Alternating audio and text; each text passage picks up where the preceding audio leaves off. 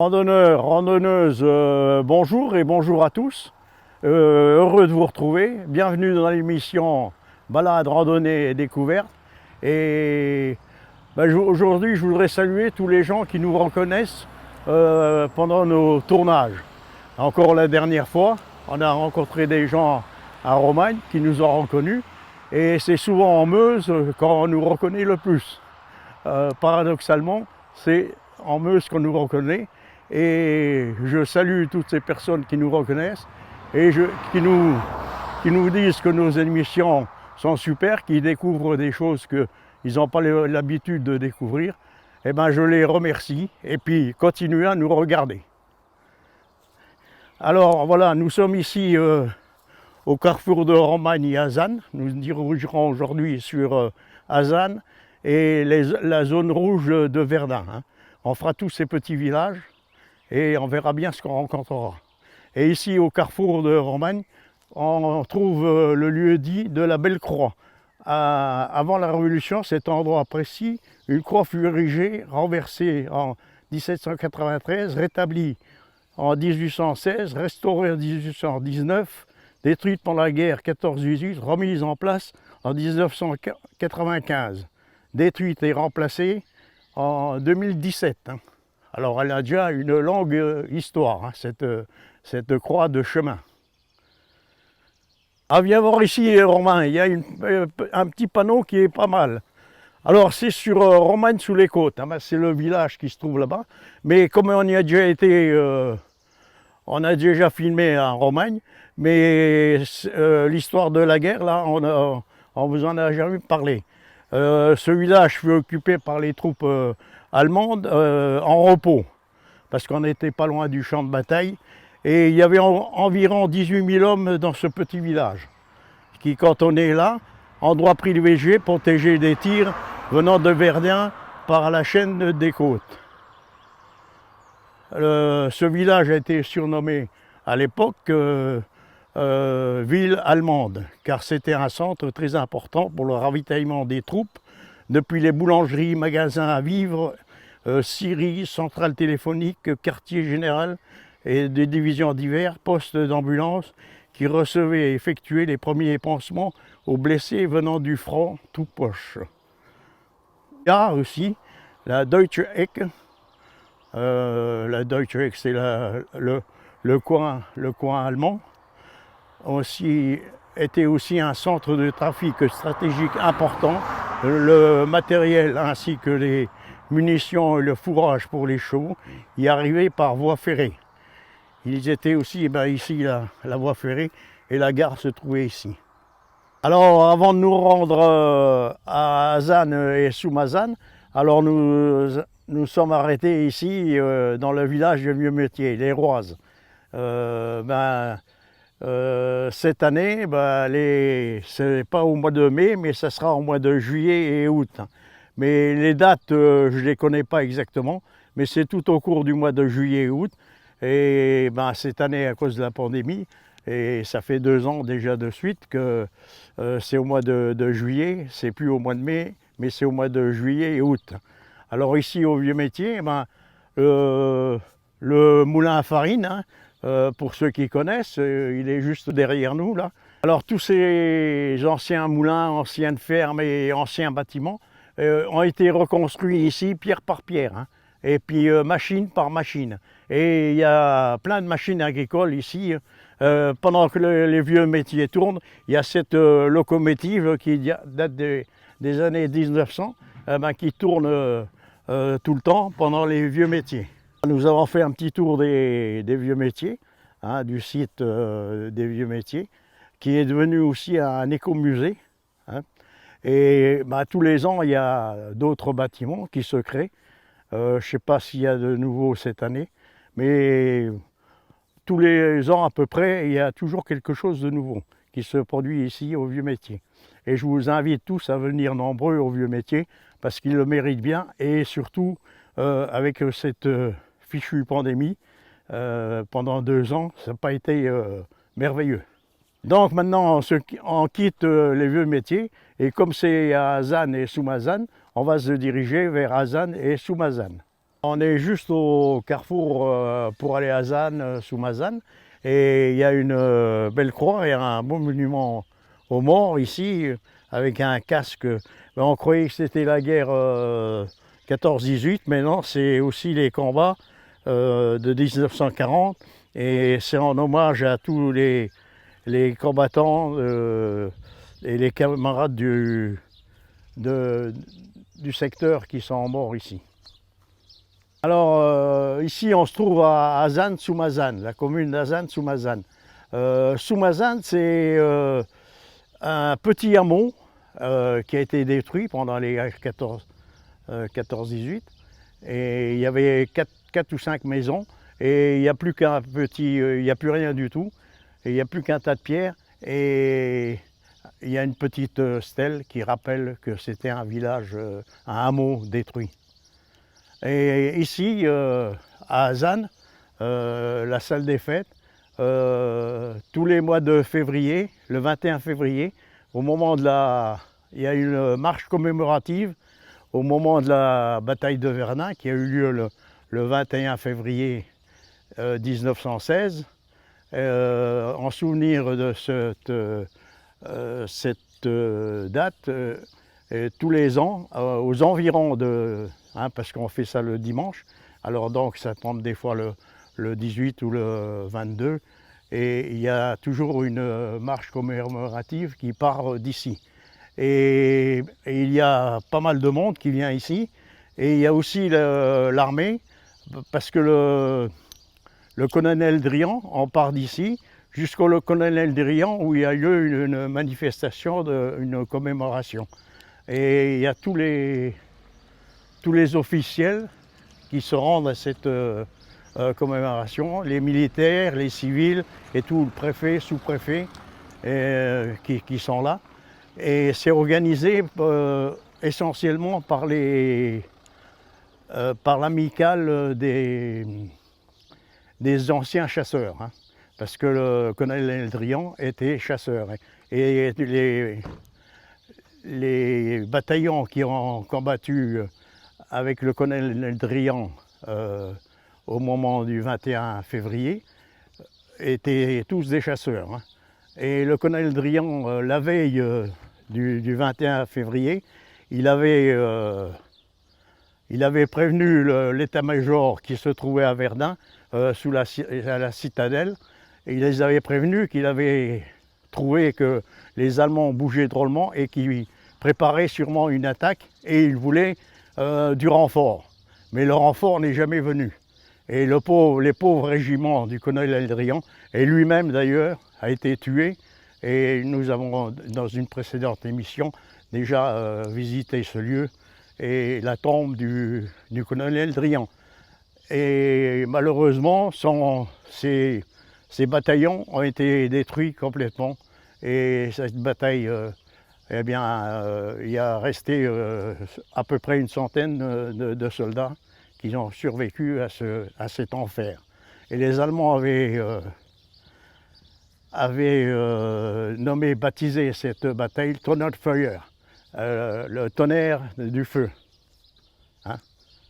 Et ici, on partait tous les ans, hein, on a fait avec les randonneurs, on a fait cette marche commémorative, c'est 15-16 km pour aller on passe à Ville devant Chaumont et on se rend au colonel Drian.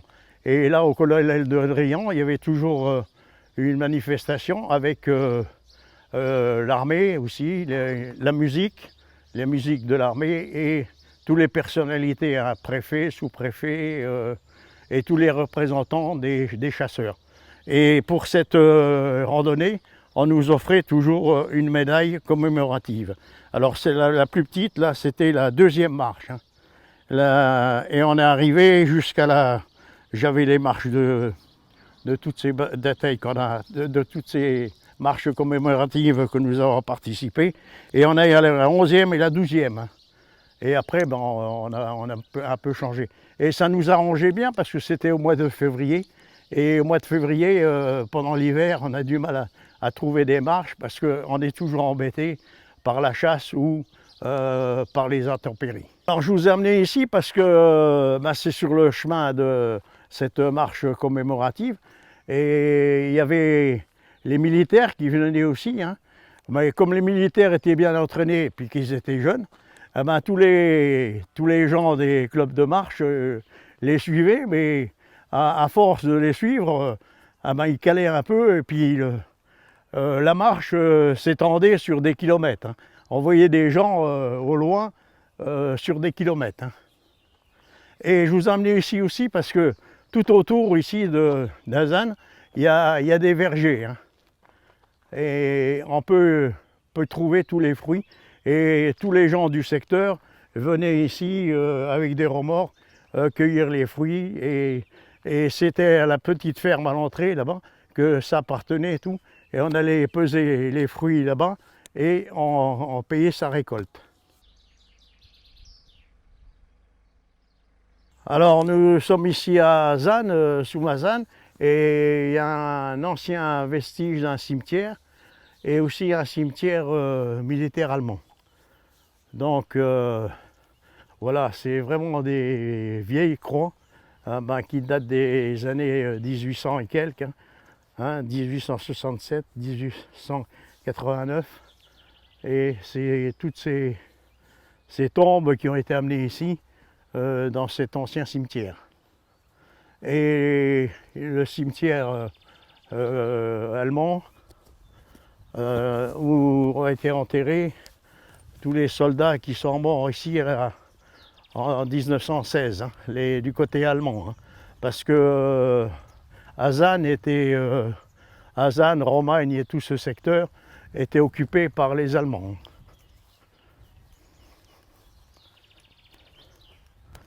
Alors ici, tous ces malheureux soldats sont morts en 1916, hein, pendant la bataille de Verdun. Oh là là, pour nous à midi, hein, ça serait bon, hein, un bon cep de Bordeaux, hein, juste à la lisière du bois. Hein. Oh, c'est le moment des cèpes, alors les cueilleurs de champignons, préparez-vous. Hein. C'est le moment, hein, vers le 17 juin, vous pouvez aller dans les bois et vous trouverez des cèpes et des girolles, sûrement. Hein. La première pousse, hein. Après c'est au mois de septembre, octobre. Hein. Tout autour d'Azan, il y a des chemins balisés, hein. Tout est balisé, vous ne pouvez pas vous perdre. Hein. On est dans l'église de Saint-André et puis on tombe juste les gens qui sont en train d'entretenir l'église, des bénévoles d'Azan qui entretiennent l'église et c'est bien gentil à eux, je les remercie de nous avoir laissé rentrer dans l'église. Alors à l'intérieur de l'église Saint-André, il y a la sculpture de Saint-André et juste à côté, dans le vitrail, c'est Azan, c'est mort glorieux. Et tous ceux qui sont d'Azan, les soldats qui sont morts ici à Azan. Voilà, nous sommes ici à un coin bucolique qui se trouve dans Azan. Et c'est un beau petit coin, on peut même pique-niquer, il y a des tables et tout. Et ça forme un petit étang. Et c'est la Teinte qui coule ici. Alors la Teinte, c'est un affluent du Loison. Hein, le Loison, qu'on avait déjà filmé plusieurs fois, et qui prend sa source à Loison, comme son nom l'indique, et qui se jette dans la Chière, à l'ouest de Montmédy, après 53 km. Il y a plein d'iris d'eau, c'est magnifique, hein, ce petit cours d'eau, et il traverse tout Azan. Hein. Voilà un petit abreuvoir hein, au bord de l'étang, là, et l'eau elle coule, hein, elle est bonne l'eau là, hein. C'est de l'eau source. Hein. Dans la communauté de communes de la région de Danvillers, eh bien voilà les circuits nature. Dans le pays verdunois. Hein. Et ici à Azan, sous Mazan, il y a plusieurs circuits. Hein. Du cimetière, le point de vue, on vous l'a montré, et le cimetière allemand aussi. Il y a ce circuit ici, et il y a aussi les circuits historiques. Circuit numéro 1, 8 km, avec la croix Saint-Donat. Et ben, les jumelles d'Orne, elles sont par là. Et le circuit de 15 km, la Croix-Saint-Donat, Soumazane, Orne et Grémilly. Alors maintenant, nous quittons Hazanne et nous rendrons à Grémilly. Voilà ici à la sortie de Hazanne et puis ben, sur la route, une croix de chemin avec le crucifix en fer forgé, et ça a été réalisé par Renaud de Verdun. Ça nous rappelle un peu cette croix qu'on a vue en début d'émission à l'entrée d'Hazanne. Voilà un champ de maïs, mais il a l'air de souffrir drôlement. Eh ben, avec ces températures caniculaires, eh ben, c'est dur à pousser, hein. Nous sommes à Grémilly et devant l'église de l'Assomption. Et cette église date du XVIIIe siècle, mais a été détruite comme toutes les églises du secteur pendant la Grande Guerre et a été reconstruite en 1930. Alors, toutes ces maisons comme à Grémilly, c'est des maisons qui ont été construites au moment qu'on construisait des casernes, hein. Et elles ont toutes le même style, hein. Voilà un beau soldat, hein, qui montre sûrement la liberté, hein. Et ici, eh ben, c'est à Grémilly, à ses morts pour la patrie. Et il y a de magnifiques tilleuls ici. Ah ben, ces tilleuls, je suis sûr qu'ils sont centenaires, hein, plus de centenaires.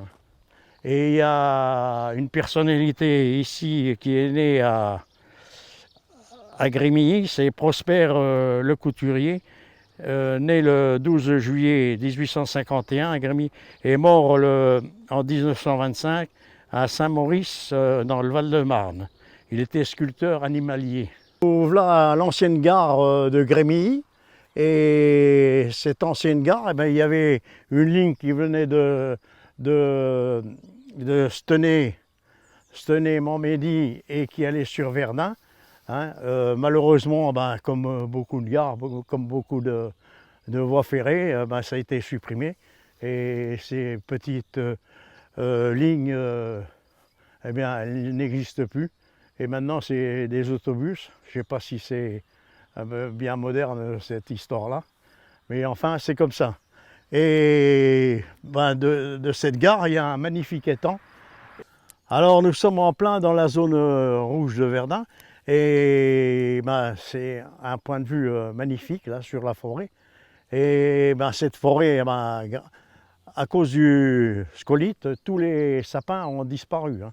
On voit les couparas là, et ben, c'était tous des sapins. Et malheureusement, ils sont tous malades. On vient d'en rencontrer encore qui n'ont pas été coupés, mais qui seront sûrement coupés bientôt. Voilà ici à Louvemont, Côte-aux-Poivres. C'est un village qui a été détruit complètement pendant la Première Guerre mondiale. Et c'est un des 9 villages détruits. Ben, on n'a pas l'habitude, on parle souvent d'Orne, Besanvaux, Douaumont et tout, mais on n'a pas l'habitude de parler de Louvemont. Et nous voici à Louvemont, Côte-aux-Poivres, et ce village a été complètement détruit pendant la Grande Guerre. Alors ici, la mairie de Louvemont, Côte-aux-Poivres, eh ben, c'est une mairie fictive qui est désignée par le préfet de la Meuse, et il y a toujours un représentant qui est maire, qui est désigné par la préfecture. Alors ici, on voit toute la liste des maires qui ont été dans ce village, mais depuis la Grande Guerre, eh ben, c'est des maires honorifiques, hein, qui s'occupent des alentours de la cité, de l'ancienne cité. Nous sommes ici à Vaux, devant Danlou, et normalement c'est un village qui a été détruit. Mais nous sommes ici au village détruit, hein, devant l'ancienne église du village qui a été complètement détruite. Et sinon, une partie à 500 mètres plus loin, c'est un village qui a été reconstruit. Et c'est Vaux devant Danlou. Et c'est dans la zone rouge de Verdun. Et au-dessus de la forêt, là-bas, il y a le fort de Vaux. Ah ben voilà une image de l'ancien village, un village qui contenait plus de 250 habitants et maintenant il y a 74 habitants. Et voilà, ce chemin forestier là nous emmène directement à Douaumont, au fort de Douaumont. Alors voilà, nous nous rendons sur Dieppe devant Douaumont, un beau petit village hein, qu'on voit ici, dans les champs, avec des coquelicots là, c'est magnifique. Hein. Regardez comme c'est beau. Hein. Mais il y a un beau champ de blé, et le blé est déjà bien formé. Hein. Il n'y a pas beaucoup de paille, hein. Ils sont vraiment en bas. Et non mais regardez un peu, juste devant nous là. Hein. Comme les gens sont sales. Hein. Les masques, on les jette n'importe où. Allez hop, derrière la fenêtre de la portière. Allez hop. C'est inadmissible. Nous sommes rentrés dans Dieppe. C'est pas Dieppe au bord de la mer, hein. C'est Dieppe près de Verdun. Dieppe sous Douaumont. Et c'est un magnifique petit village de 192 habitants. Et cette église Saint-Paul et Saint-Pierre, eh bien, je vais vous raconter une petite anecdote. Vous savez que dans les villages, surtout en 1917, pendant la Grande Guerre, les Allemands récupéraient les cloches des églises. Et d'ailleurs, à Martincourt, on devait faire aussi, à la dernière émission, on devait parler aussi des cloches que les Allemands avaient forcé les gens du village à démonter. Alors ici, c'est une autre histoire. C'est les villageois, quand ils ont appris que sur 120 villages dans la Meuse, on démontait les cloches pour les amener dans la Roure pour refaire des munitions ou des canons pour les Allemands, et ils refondaient ça, les cloches. Et ici, dans ce village, les villageois se sont mis d'accord et ont démonté. Il y avait 3 cloches sur l'église, et ils ont démonté 2 cloches, et ils ont enterré les 2 cloches dans un champ près du village, pour préserver les cloches et que les Allemands ne les récupèrent pas. Et nous voilà ici devant la fontaine, et cette fontaine est dédiée à Jean Charton de 1926 à 2014. C'est un enfant du village qui s'est beaucoup investi dans la vie communale, et en fut aussi un généreux donateur. Ici à Dieppe, sous Douaumont, entre la plaine de la Wavre et puis les côtes de Meuse. Et ici, dans ce village, pendant la Grande Guerre, André Maginot, le ministre de la Guerre pendant la Grande Guerre, a été blessé ici et conduit à l'hôpital Saint-Nicolas à Verdun. Hein. Et bon, j'espère que cette balade dans les villages meusiens, comme ça nous plaît beaucoup, on y retourne souvent. Et on n'a pas tout fait encore. Hein. On a encore à faire. Hein. Et puis à la prochaine fois. Allez, à les prochaines émissions. À bientôt. Au revoir.